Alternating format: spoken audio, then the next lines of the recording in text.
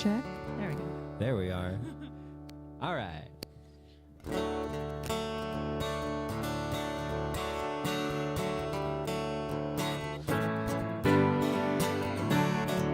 Reminds me of old times.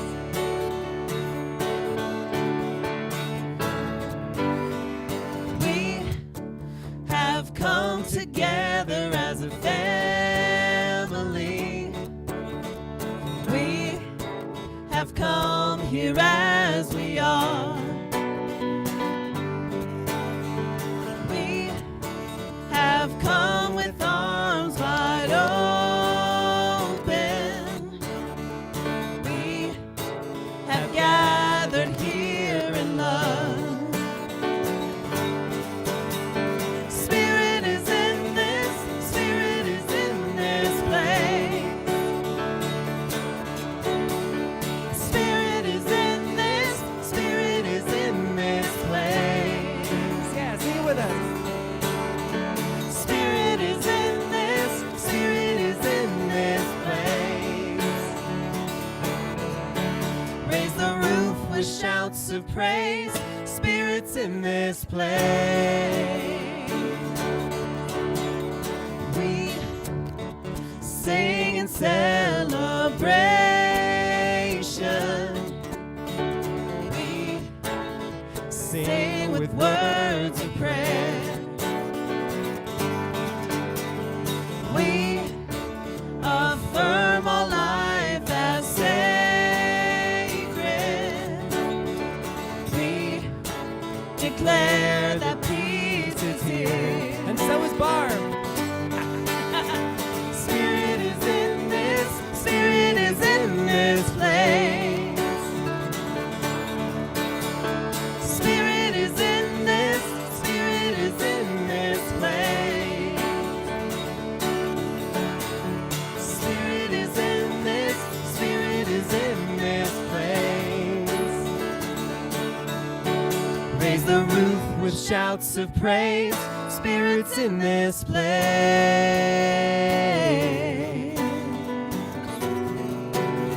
Yeah, yeah, yeah, yeah. Spirit is in this, Spirit is in this place. Spirit is in this, Spirit is in this place. Spirit is in this, Spirit is in this place. Raise the roof with shouts of praise. Spirit's in this place.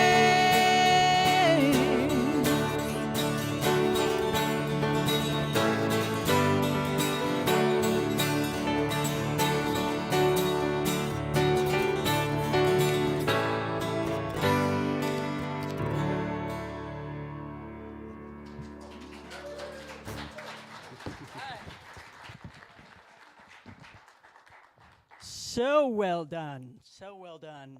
Good evening and welcome to the Center for Spiritual Living, Northern Colorado. My name is Marie Haller and we're so glad you have joined us this evening.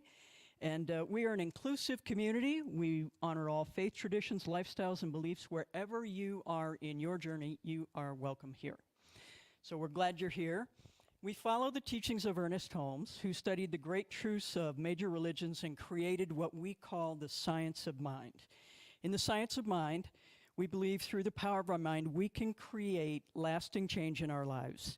Each Sunday, you'll receive practical spiritual tools to support you in handling the challenges in your life so that you can experience more joy and more freedom. What else is there? More joy and more freedom. So we're going to say our mission together, and then we're going to say our vision together. Ready? We are an inclusive community inspiring personal growth, spiritual practice, and a positive way of life. And our vision, to awaken humanity, revealing a world that works for everyone. Okay, normally now we'd sing the kids' song, but there's no kids.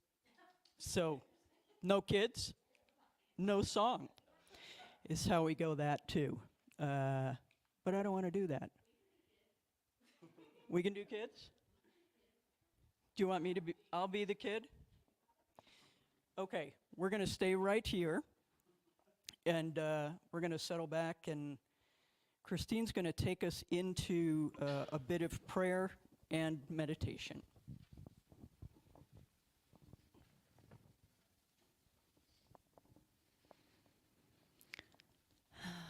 All right, so in this moment, I just breathe in and awaken my mind and heart to that presence of that one power, that one spirit, that one essence that I call God, knowing that it is the infinite source of absolutely everything, knowing that it is the creator and originator and life of absolutely everything.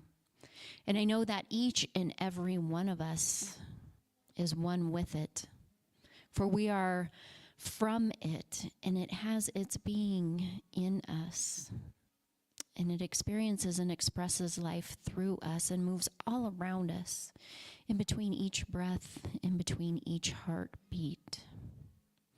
And so what I know right here, right now, is that each and every one is open to feeling that presence this evening, open to receiving the words of Reverend Barb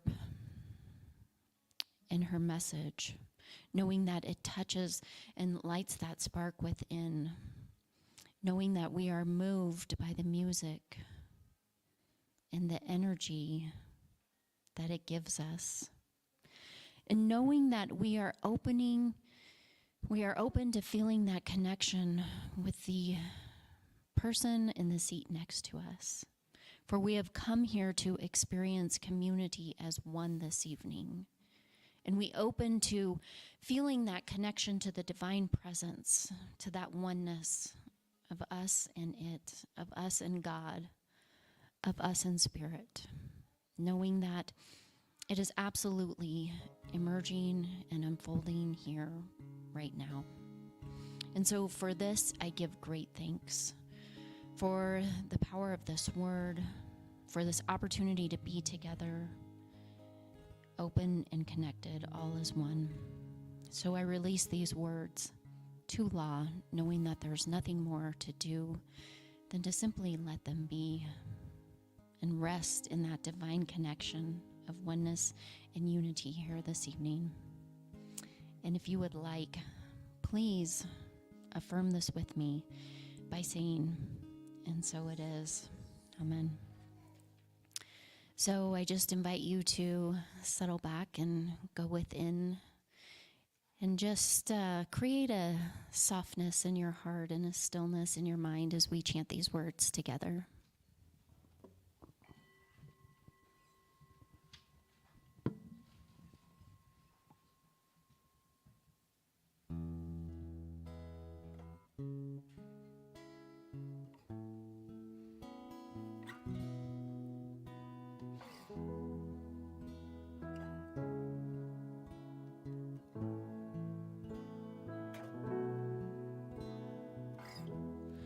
I am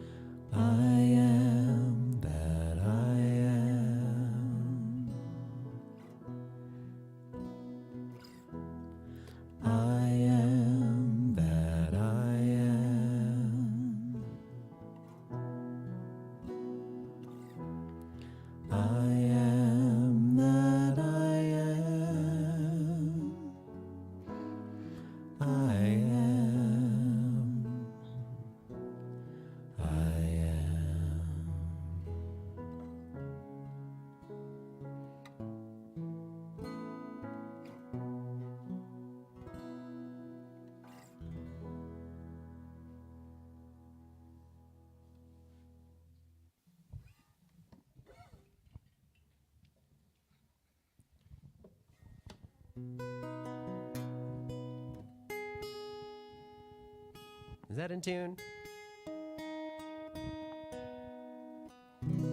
Now it is.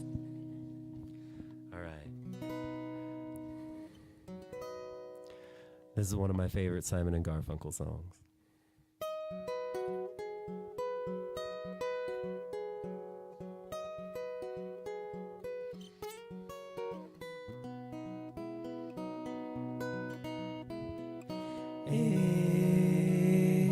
April, come she will, when streams are ripe and swelled with rain. May she will stay, resting in my arms again.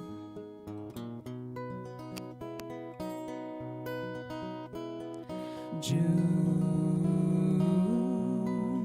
she'll change her tune. In a restless walk, she'll prowl the night. July, she will fly and give no warning to her flight.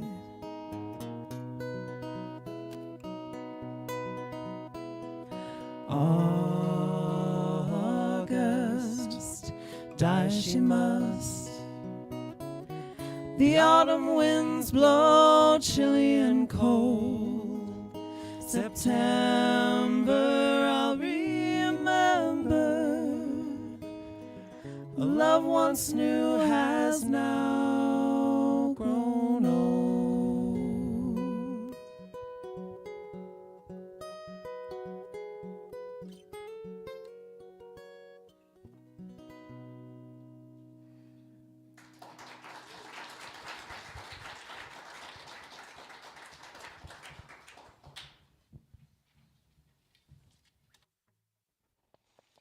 Okay, everybody. This is what you've all been waiting for. This is why we all showed up here today. Because we have a guest speaker tonight who's a guest but not really a guest. It's hard to be a guest in the house you built. Do you think? I sort of think that. Reverend Barb is currently serving as the Director of Field Services in the Home Office, but for the 14 years prior, okay, there was not a title of minister that wasn't on here for you. Senior minister, co-minister, founding minister of this spiritual community, priorly named NTNC-CSL and Creative CSL in Greeley. She is a popular speaker known for her wit and wisdom. Better be funny today, because I laid that out there, yeah. And she tries to live her own advice for new ministers that she is teaching: love people, do good things. Reverend Barbara Bew.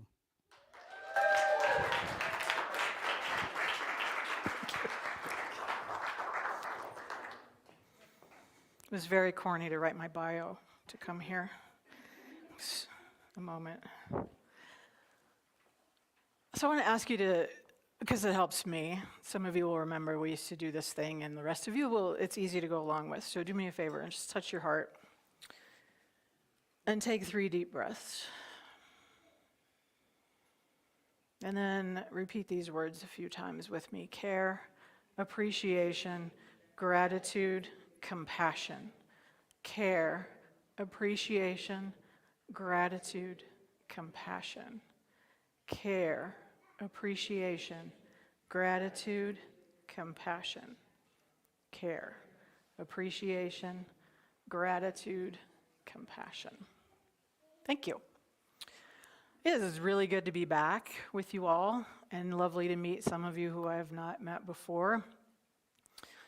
It's been like 8 months, I think, something. I was trying to figure it out. Timelines are weird for me, but in some ways it feels like a lot more, and some ways it feels like just kind of coming home and landing in my heart tribe, you know?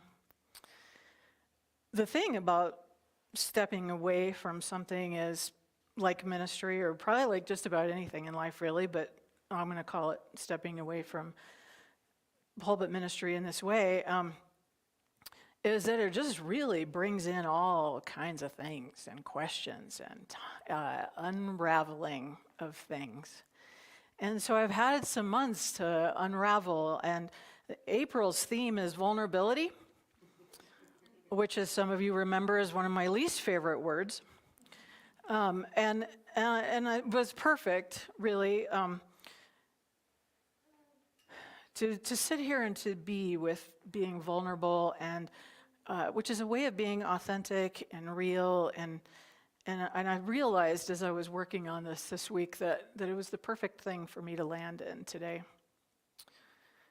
So I don't know about any of you, but for much of my life, vulnerable was, well, it's 4 syllables, vulnerable, which is kind of like 4-letter words for me. Like no, no, no, and oh no. Like that. You could do that, right? No, no way, no how, not. And I looked it up today, of course, on Google. And the Google definition, the first one that pops up is susceptible to physical or emotional attack or harm. Right? And I was like, well, I should probably not do my talk on that.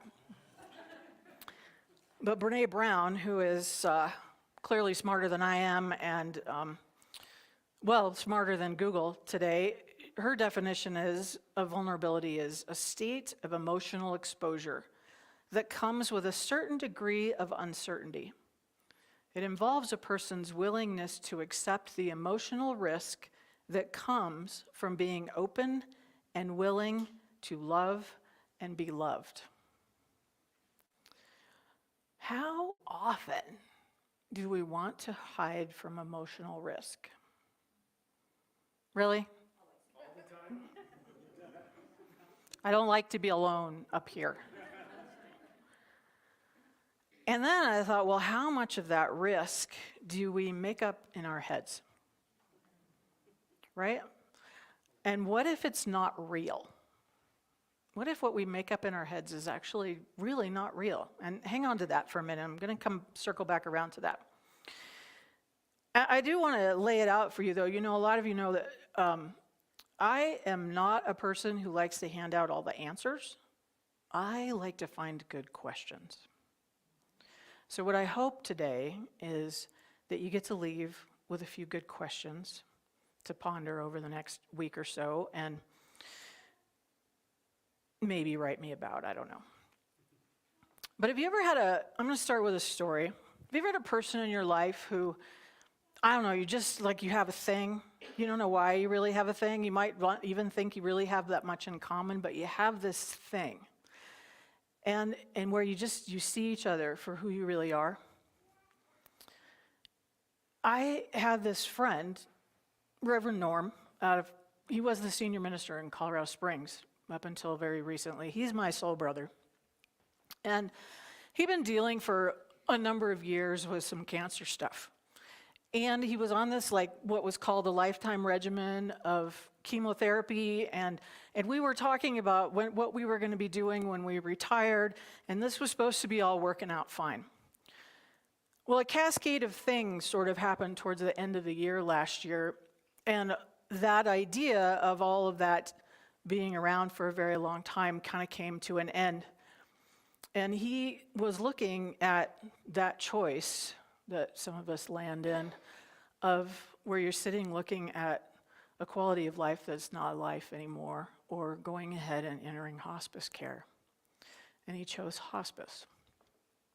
And he had asked me a very long time ago, he had told me he'd done all of his legal paperwork and that I was down to do his memorial because, first of all, his husband couldn't organize anything, but he wanted me to do his memorial. And we thought we had years to talk about this. We just didn't talk about it any more than you're going to do it, right?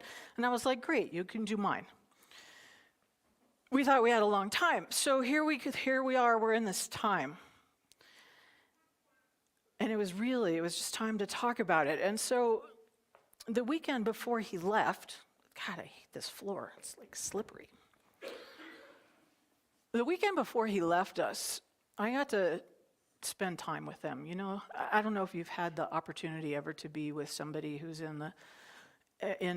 coming to the end of their life. It's a remarkable privilege. And I had to talk to him about, you know, what did he want in this memorial? Norm is a very, very big personality gay man. Like, big personality guy, takes up the whole stage. And I was like, what do you want? What do you want? How do you want this to be? And he would talk a little bit about the feeling of it, or, you know, people he loved, or looking at me and just saying, you just need to say who I am. I'm like, yeah, I know that. And then he would go to sleep. And then he would come back up, and we could talk a little bit more. And then he would doze off again. And in one of those kind of long dozes, the right question hit me. And when he woke up again, I said, what are you learning right now that you want me to share with people? He was a consummate teacher. He lived to teach. I said, what do you want me to share right now? And he just lit up. And he held out his hands. And he kind of went like this. And he said, I realize that I only have time to play with love. I don't have time anymore for the energy of anger or frustration. I have time for joy, and I have time. I thought I could do this. I have time for love. And I was like, wow, okay. That's one I could ponder for the next 20 years of my life. I only have time for love. So today, that's your first great question. What do you really have time for? We don't know anything. And, you know, I'm not trying to scare everybody, but what do we really have time for? Now, Ernest Holmes wrote, we resist being what we really are. We need to accept the fuller expression of the mind that is within us. For in its creative flow through us rests our entire future, the greater person that we are, and the richer life that we desire to enjoy.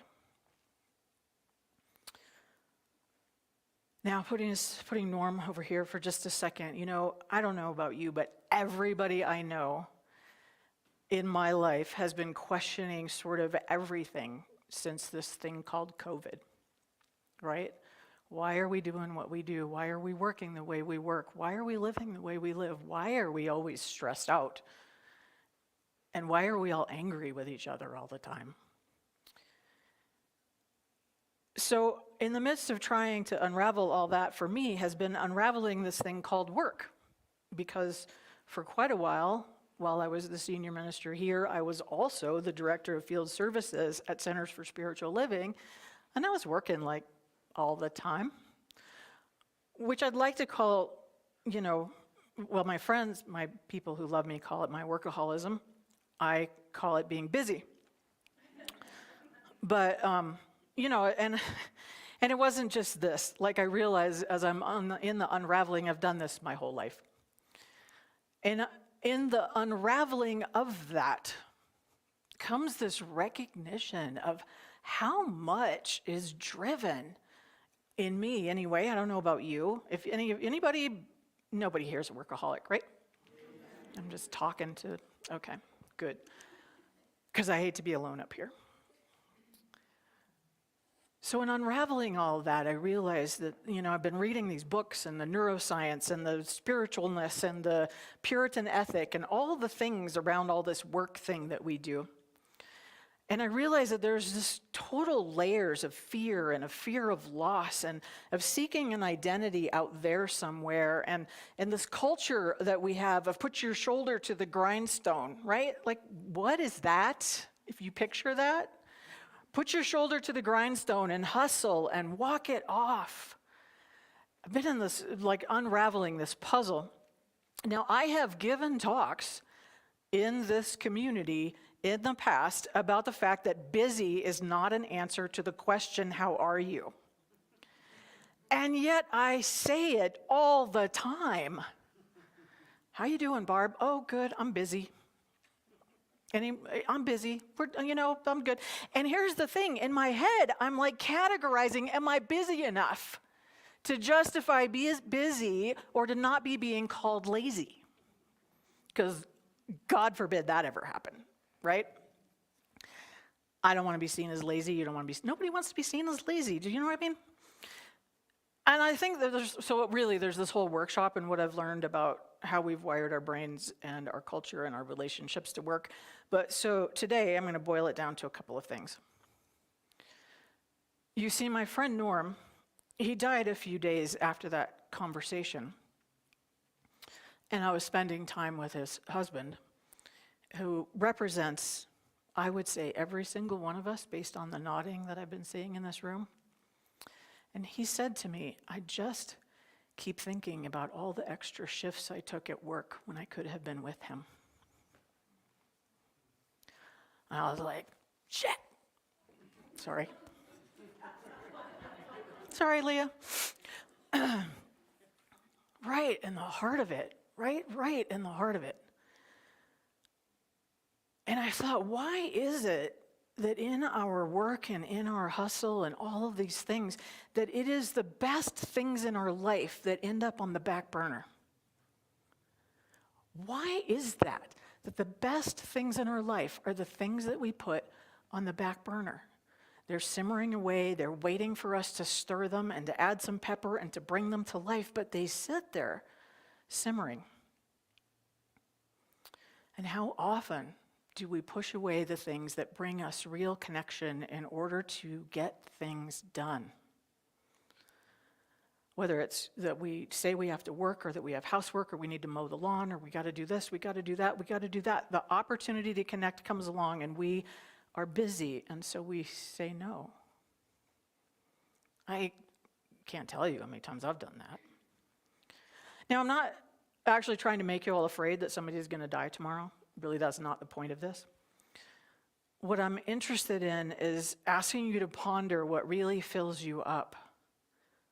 What really, really fills you up and fulfills your life and creates, and to ponder creating time and energy for connection and for love, which requires a certain amount of vulnerability.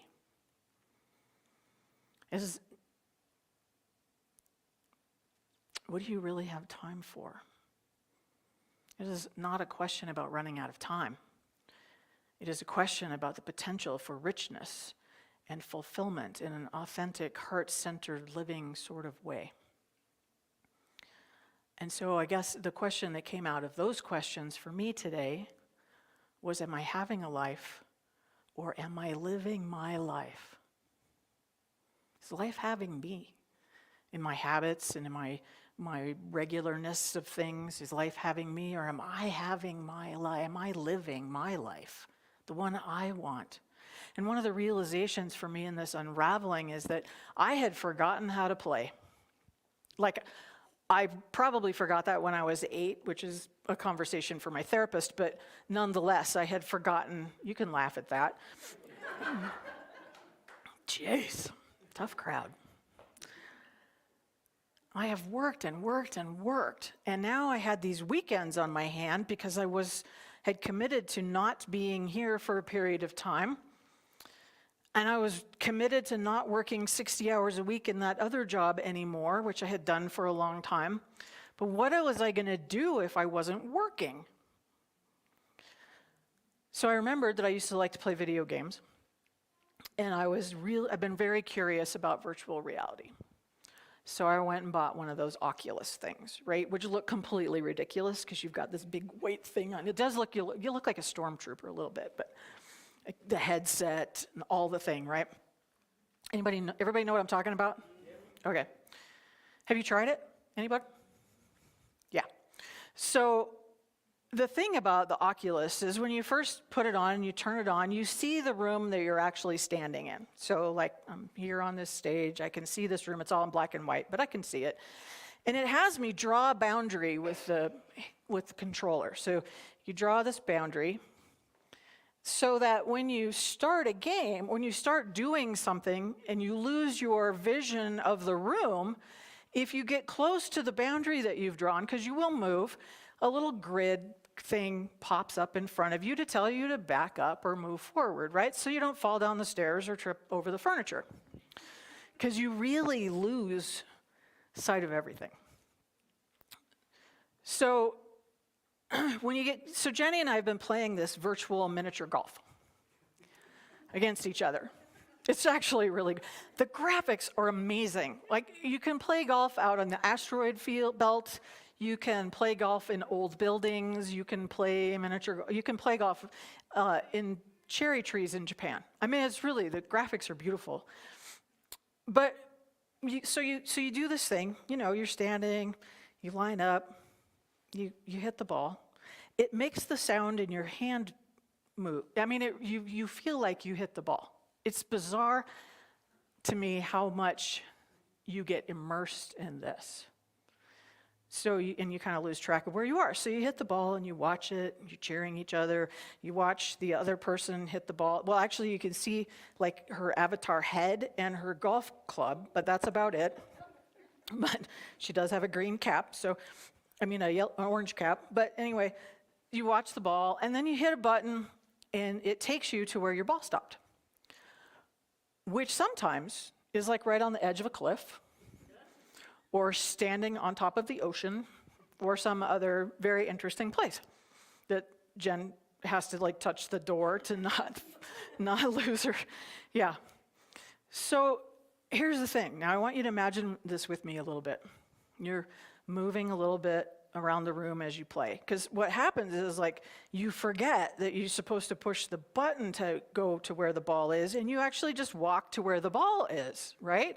Because you really forget where you are. The brain in this is fascinating. So you're doing that. Now I want you to imagine that you do that, and then you take your shot, right? And you watch it go, and you push the button. And at the same time you push the button, you land like on the edge here, like this, and the grid comes up to tell you that you've moved too far and you don't know where you are in your room.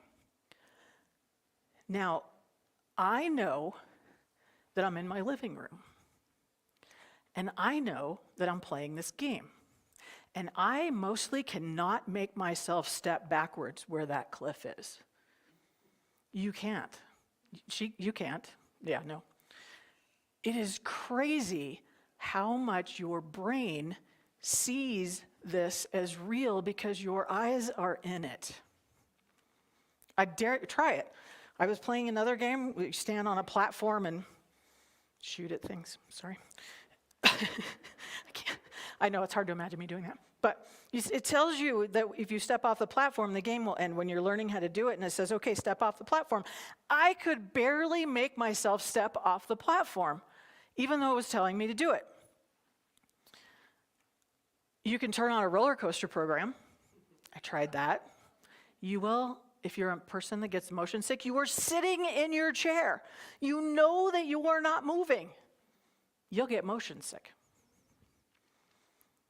I turned on a program once that has you on the space station learning with the astronaut. It's very cool. But when I first opened it, I actually stumbled because I was standing on a window looking down at the universe. Now, why am I telling you this? I'm actually not getting a commission from Oculus, which I should, I suppose. But I'm very curious now about how much of our fear of being vulnerable and real is something completely made up, and that our minds have taken it on as real based on some experience that we had somewhere in our life. Now, in playing this golf game, I have actually reached out to lean on a boulder or a fence that doesn't exist. I have hidden behind my busy schedule because of being afraid of not having the right thing to say to show up, or the right thing to wear, or the energy for that day. I have a deep fear of being a dork. So, of course, I began to live my life on a stage being a dork. But nonetheless, how often do we create a barrier to love or a barrier to connection in our own minds? And then it's like we've drawn this barrier and we live in it like it's real. Like the fence is going to come up if we get too close to it. And we're going to trip over our dog. What if there's really nothing there? What if maybe the authentic and vulnerable connection that we make with other human beings in our life is the real boulder that we can lean on? So what if in the morning, I want you to do this thing with me, and just imagine that the energy of your life is sort of in a ball in your hands, and you can hold it and feel it. And what if in the morning you held your hands out like this, and you imagined the ball of energy that is your coming day, and you asked it your question, what do I truly have time for today? What matters to me? How would it rearrange the heart of what is important to you? Let's go back to that Holmes quote. We resist being what we really are, which is this. We need to accept the fuller expression of the mind that is within us. For in its creative flow through us rests our entire future, the greater person that we are, and the richer life we desire to enjoy. What might flow through you, creating a future of what you really love and how you desire to experience your life if you stopped resisting? And maybe it's time to step out of the virtual world of our fear and the virtual world of our limitation and the virtual world of all the roadblocks that we put up in front of ourselves and into the real world of magical, life-giving, energetic freedom of expression and the richer life that you want to enjoy. Because we only have time for love. You only have time for love.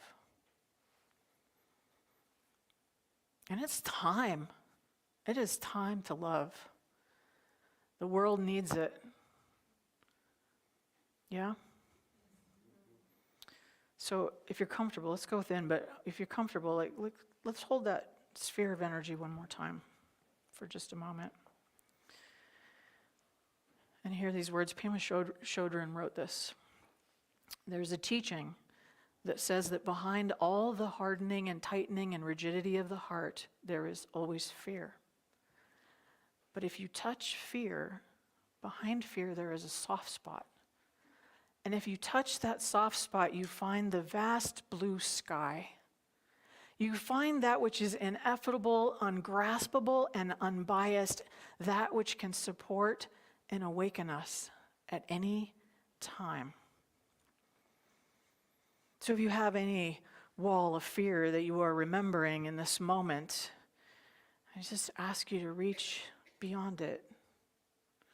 Let that barrier fall down for just a moment. You can pick it back up later if you feel like you need to.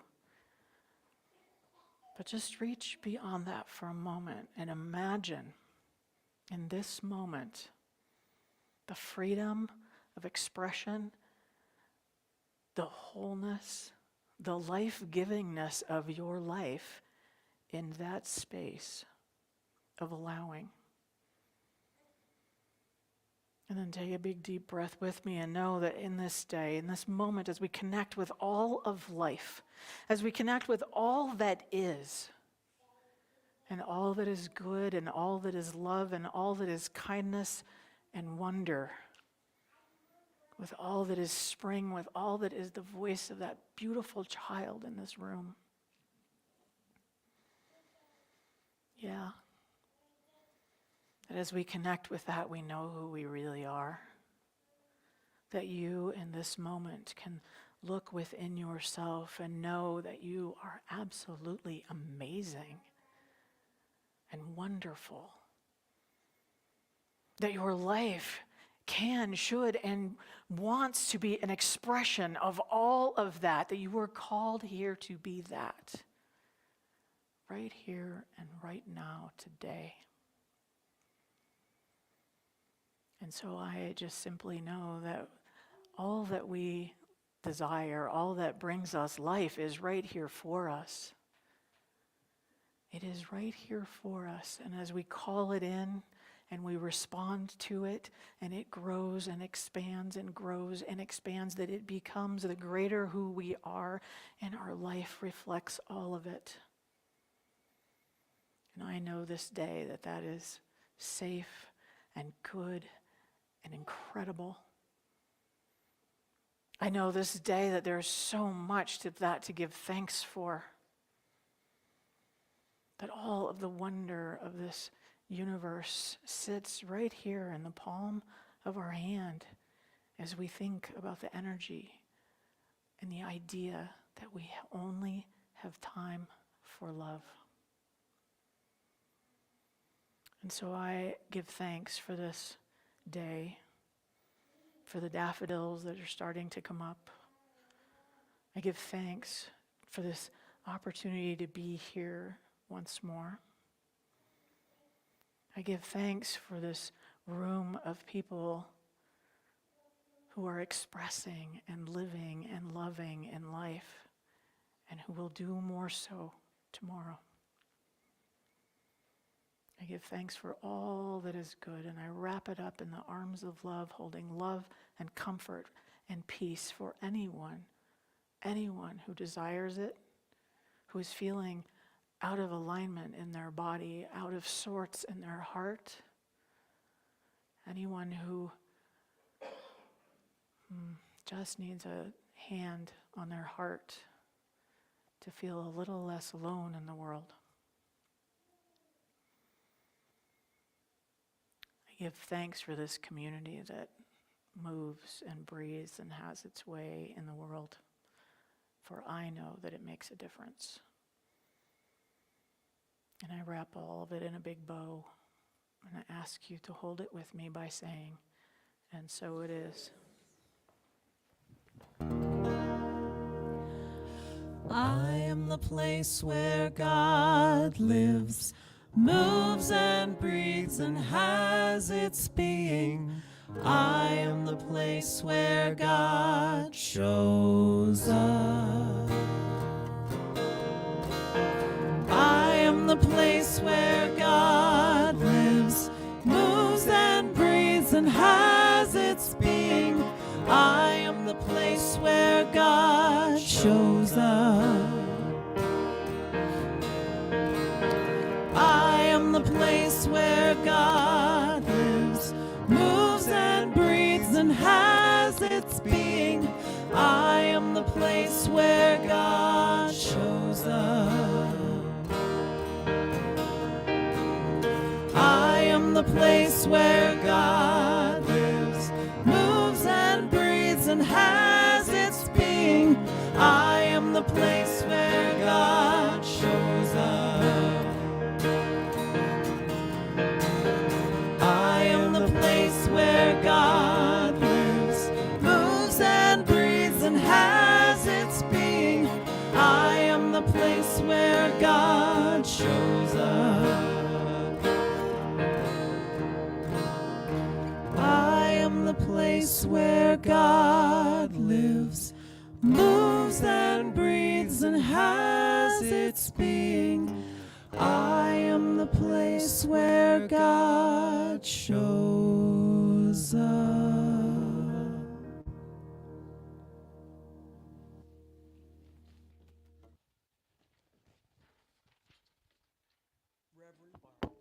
Reverend Barb, let's give Reverend Barb a thank you, please. Thank you for coming home for the evening. We're very glad you're here. And now, where's the beautiful ushers? Come, the beautiful ones over there, come hither. We believe that abundance in our life results from our giving, and the law of circulation, which says, as we give, so we receive. We believe that giving is a spiritual decision rather than a financial one. It's a spiritual practice that enhances our life. I invite you to share your gifts and tithes, knowing this truth. It's really hard to find good help, so we're going to see now just how this goes. We're going to say our offertory affirmation together. Please place your gift over your heart and repeat after me. This gift is spirit and form, circulating and blessing all it touches. Freely I give, and joyfully I receive.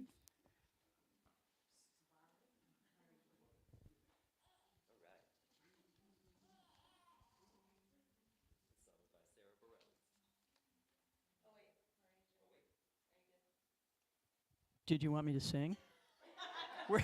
Were you expecting me to sing? Because Jimmy's mic is not on and mine is. So.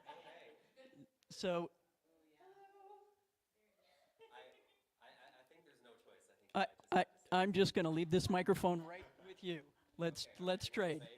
Let's trade, because I don't know what's going on. Cool. Orange party. Here we are. Not want me singing. All right. 1, 2, 3, 4. You can be amazing, you can turn a phrase into a weapon or a drug. You can be the outcast or be the backlash of somebody's lack of love. Or you can start speaking up. Nothing's gonna hurt you the way the words do when they settle neath your skin. Kept on the inside, no sunlight, sometimes the shadow wins. But I wonder what would happen if you say what you want to say and let the words fall out. Honestly, I want to see you be brave with what you want to say and let the words fall out. Honestly, I want to see you be brave. See you, I just want to see you.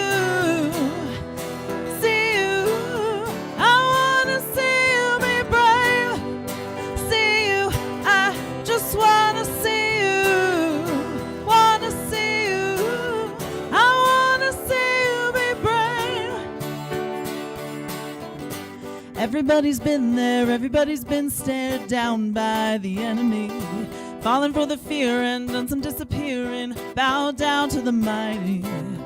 Don't run, stop holding your tongue. Maybe there's a way out of the cage where you live. Maybe one of these days you can let the light in. Show me how big your brave is. Say what you want to say and let the words fall out. Honestly, I want to see you be brave with what you want to say and let the words fall out. Honestly, I want to see you be brave. And since your history of silence won't do you any good, did you think it would? Let your words be anything but empty. Why don't you tell them the truth? Say what you want to say and let the words fall out. Honestly, I want to see you be brave with what you want to say and let the words fall out. Honestly, I want to see you be brave. Just want to see you. I just want to see you. Want to see you. I want to see you be brave. See you. I just want to see you. See you. I want to see you be brave. See you. I just want to see you. Just want to see you.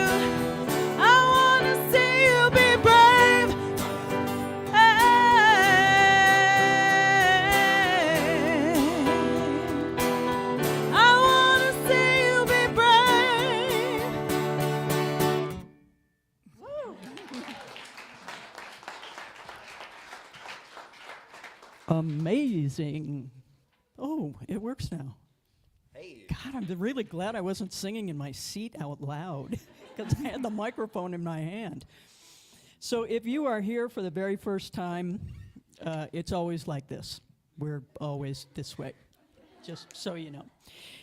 And we welcome you. If you're comfortable raising your hands, one of the ushers will bring you a welcome packet. And it has cool stuff in it, and we see you and appreciate you and welcome.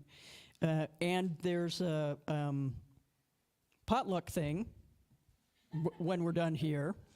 And the truth of the matter is, like, we're really out of order because I forgot to do the announcements at the beginning, so now I got to do them now because I know Chuck will be mad. Yeah, I say this every week, I know. It's hard to find good help, and I'm it. This is what you get for free, me. You get me for free. So this is, okay, here we go. This is our April outreach project. Project Self-Sufficiency of Northern Colorado. A percentage of our tithes goes to support a different nonprofit every month. This month we are supporting Project Self-Sufficiency. They assist low-income single parents with career planning, accountability tools, education training, and much, much more. So this is who we are supporting this month. Easter Sunday, what binds us and what sets us free. Join us for a powerful ritual to release what binds us, led by Reverend Leah. And, oh my gosh, there's gonna be an egg hunt. Now, my understanding is, if you've been watching The Price of Eggs, they're plastic eggs, so don't get excited about it. But there might be plastic chickens too, so that could be interesting. So this coming Sunday following the service, egg hunts, games, crafts, potluck, and more. Volunteer opportunities. If you love technology, like I love technology, please come and join me, and you want to help us broadcast our message to a larger audience. Join the video team as we move into our multi-camera project phase. Only I know what that means because I made it up. So if you're interested, come see me, and I'll let you in on what the secret is. Prosperity Plus 3. We are going to live the life of our dreams in Prosperity Plus 3 every Thursday. It's a 7-week class. You'll learn about the full spectrum of wealth, which means how to apply it in every area of your life, how to dissolve blocks that are sabotaging you from living a life you love. And oh, by the way, this QR code. Hold your phone up. This, love this. The newest technology. So you can find out about that. Now, Chuck Bloser is going to come up here, and he is teaching a financial empowerment class Saturday, April 22nd. He's going to come up and tell us what it's all about. I could be here for an hour telling you what it's all about. I know the sound man. Yeah. You might wonder, say, why financial empowerment? Why have a class on that? We teach here at the church, share your treasure, your time, your talent.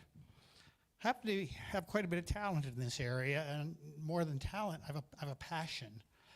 And I was just looking at my spreadsheets this morning, and I think I've had close to 30,000 conversations with different tax clients over the course of my career across my desk. And I would hazard a guess that 50% of them are somewhere just slightly north of financial train wrecks.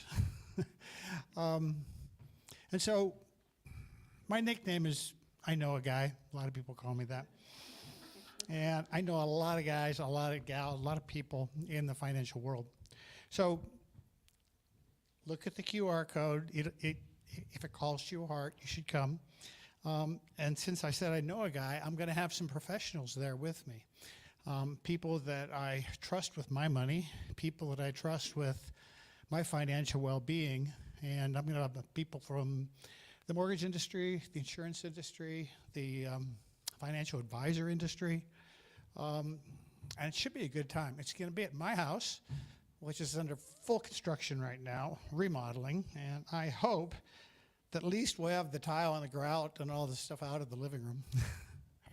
I've opened this class to some of my tax clients, and I've had about 25 of them sign up already. So it should be kind of raucous. It should be a good time.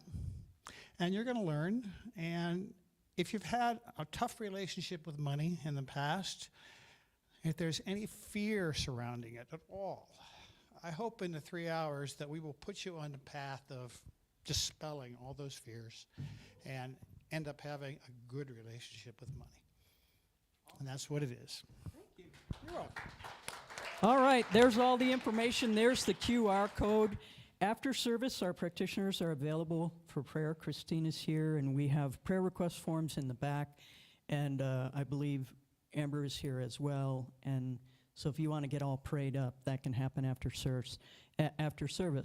So let us, oh, my favorite part. Everything else, right here, cslnoco.org. Yeah, it's easy, it's fun. Let us, because I forgot the announcements earlier, now I need to get us to our benediction. And here we go. Let us say together, may we be at peace. May our hearts remain open. May we awaken to the light of our own true nature. May we be healed, and may we be a source of healing for all beings. Love is who I am. Love is who we are. Love is all there is.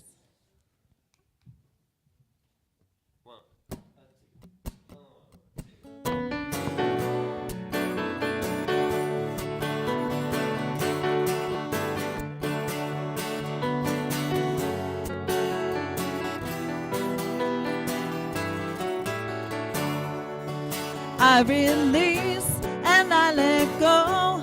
I let the Spirit run my life, and my heart is open wide. Yes, I'm only here for love. No more struggle, no more strife. With my faith I see the light. I am free in the Spirit. Yes, I'm only here for love. I release and I let go. I let the Spirit run my life, and my heart is open wide. Yes, I'm only here for love. No more struggle, no more strife. With my faith I see the light. I am free in the Spirit. Yes, I'm only here for love. I am free in the Spirit. Yes, I'm only here for love. I am free in the Spirit. Yes, I'm